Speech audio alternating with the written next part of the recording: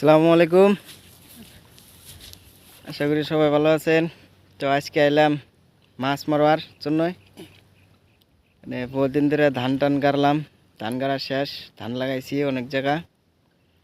তো আজকে একটু হাউস করে আসলাম মাছ মারতে। দেখে যাই কতটুক মাছ পাই। এই যে এই দিক দিয়ে মাছ মারমু, মাছ আছে কিন্তু মারতে গেলে অল্প পরিশ্রম করতে লাগে।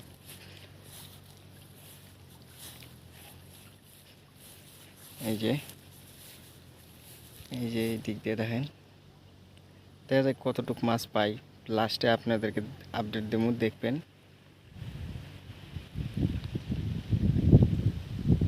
এই যে এই যে জায়গা মাছ আছে, এগুলো তো বড় বড় বাইম মাছ, তারপরে ইচা মাছ, এগুলো আছে। লাস্টে কতটুকু পাই আর কি আপনাদেরকে জানাবো। এই যে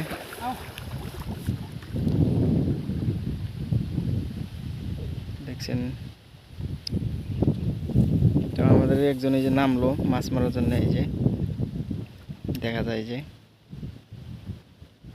তো আমারও নামতে হবে এখন।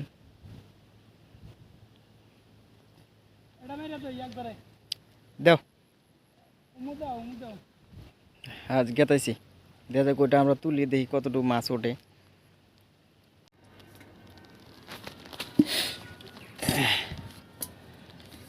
মাছ মাছ মাছ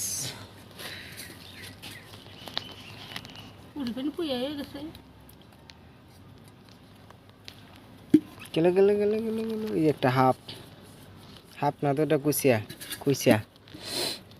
এই না মারছে, এই না মারো।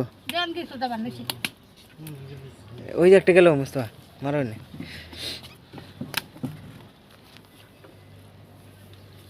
পুরে মাইরে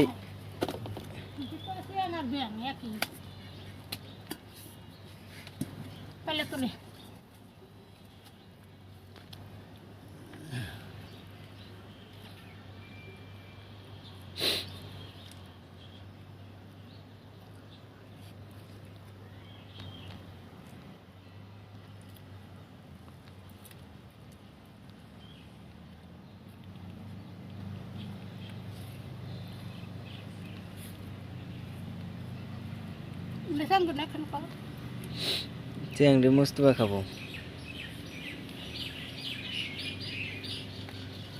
মুস্তফা চ্যাং খাও না? হ্যাঁ, ভর্তার যাই বানাও। শিঙি মাছটা গো, শিঙি মাছটাই জুস উড়া দিছিল। মাছ মারো আর মারো।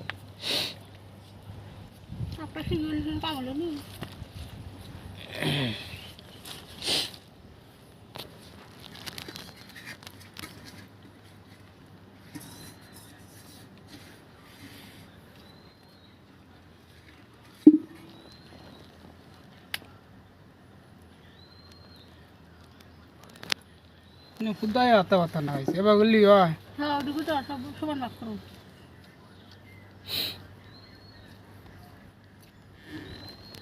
নাও, কম বেশি দেখে এটার মধ্যে একটা তুলে দাও।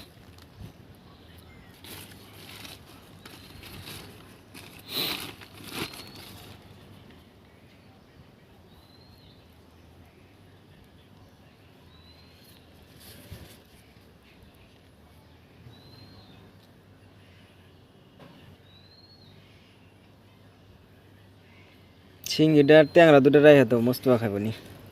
মোস্তফার শরীরে এনার্জি নাই। এই যে মানুষটা দেখেন আপনারা কিরকম এনার্জি, একবার নাইকাই শরীর। না মোস্তফা চা দাও।